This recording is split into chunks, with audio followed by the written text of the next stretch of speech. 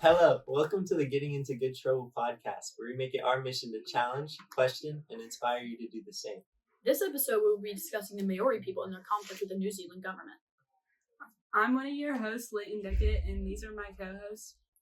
Sujana Gravitt, John Payne, Libby Snowden, And Alexa Graham. we hope you enjoy this episode. Before we get into the current issue, let's give some background. This Maori treaty between the Maori and the New Zealand government, it's been going on for 200 years. And honestly, there hasn't been a lot of respect for the treaty. So can we kind of look at that kind of like what's been happening? Yeah. However, a recent bill that threatened Maori rights has now come to the wide scale of the population. And now there are a lot of protests, and the majority of the Maori population have been very angry with the recent changes. Yeah, one thing I've seen a lot was like the Maori people, some of them were protesting for no joke, like days on end, like 5 days in a row, and like harsh climates even because they're so passionate about like this is happening. And it honestly just kind of shows how much disarray that this whole like bill like being overturned and like made is like really causing for the Maori people and like honestly everyone in New Zealand. It is one of the most anti-Maori governments we've seen in a long time. And this is the first government in a long time which is deliberately rolling back on those rights and taking us backwards in that respect. So what did y'all think of that clip right there?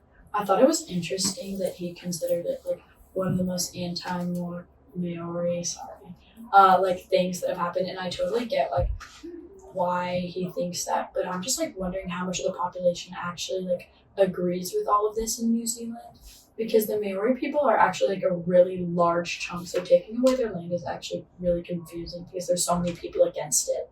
I read it was a fifth of the nation's population, 5 million people, and a fifth of it is Maori, and kind of undermining like an entire group of people like that and trying to take away something that they truly, that is their rights is, kind of risky business. And since there's so many people there and they're going against like all these laws, and a lot of economies are going to go down, and it's going to be hard to get back up if they don't feel respected or something like that. Yeah, I wonder like what's it's gonna do to like the government, and like if it's gonna bring the Maori people faith in the government down, because like they're making big changes and it's not in favor of the Maori people. So I like wonder how it's affecting them.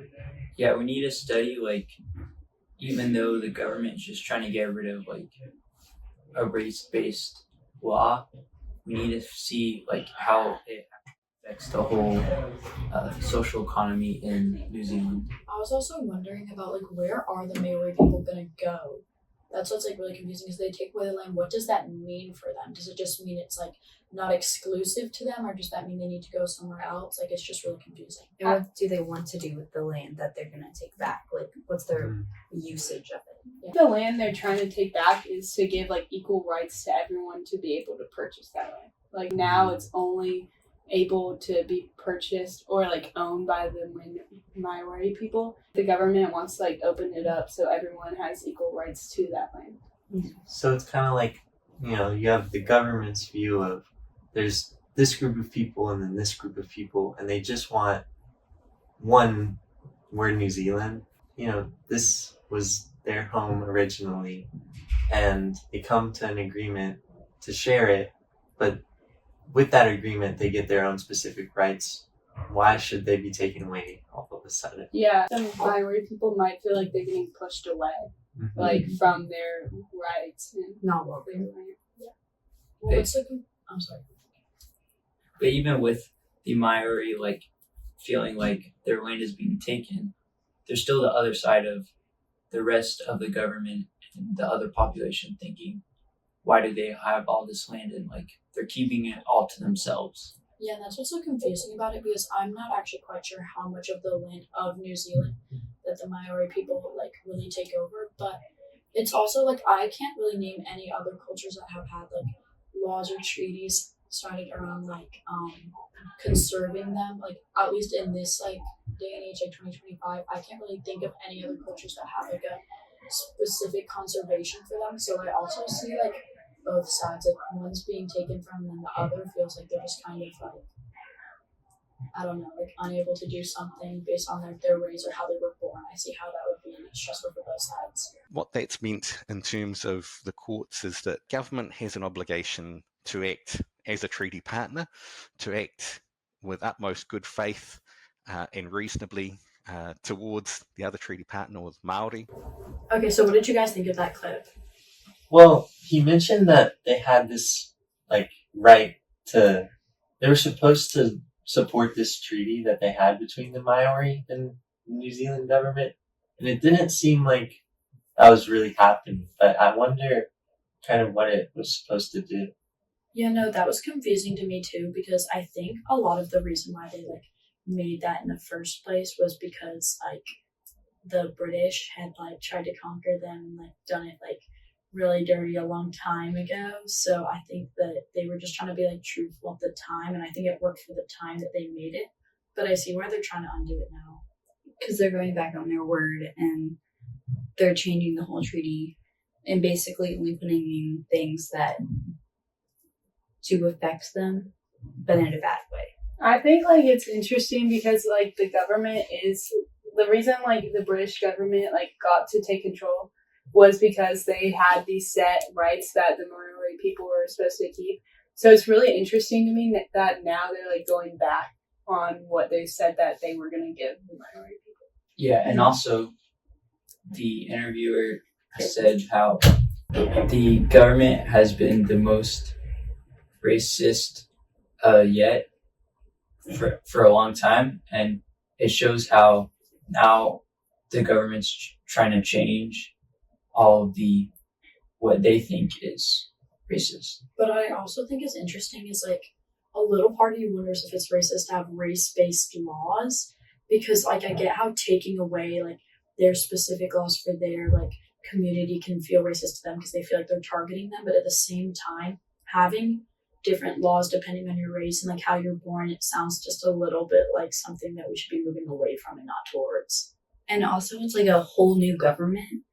So, a new government came in with new rules and a bunch of young people who have seen this stuff. And maybe they have a different perspective than the Maori people, too. It would effectively be the end of the treaty relationship. If you undermine that relationship, then you actually start to take away the legitimacy of government. You start to erode social cohesion if you are not willing to give effect to or recognise Maori rights or to act in partnership with Maori. What I understand most about this clip is why the Maori people would just kind of feel betrayed by the government and not trust anymore, because the whole point of government is to have like order within whatever the government is ruling, whether it's like a smaller or larger part of the government. They're supposed to be able to like put order and like trust in what they're doing, and what they're doing is just the exact opposite. So they honestly have just proven that as a government that they're not organized and they're not trustworthy for like all the citizens, not just the Maori people. Yeah, like the government's supposed to be the people's voice and kind of like speak for them and come to conclusions and agreements without everyone having to speak individually. It's like working with the people to do what's best for the people, and that's kind of, ignoring part of the people instead of fifth of the people. And also, they've had this treaty for such a long time, and now they're trying to change it.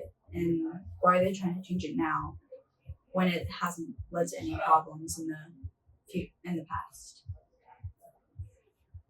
Like, it's kind of, they want to do what's best in that they want everyone to be equal. They're looking out for people who aren't Maori, as in, just any New Zealand citizen.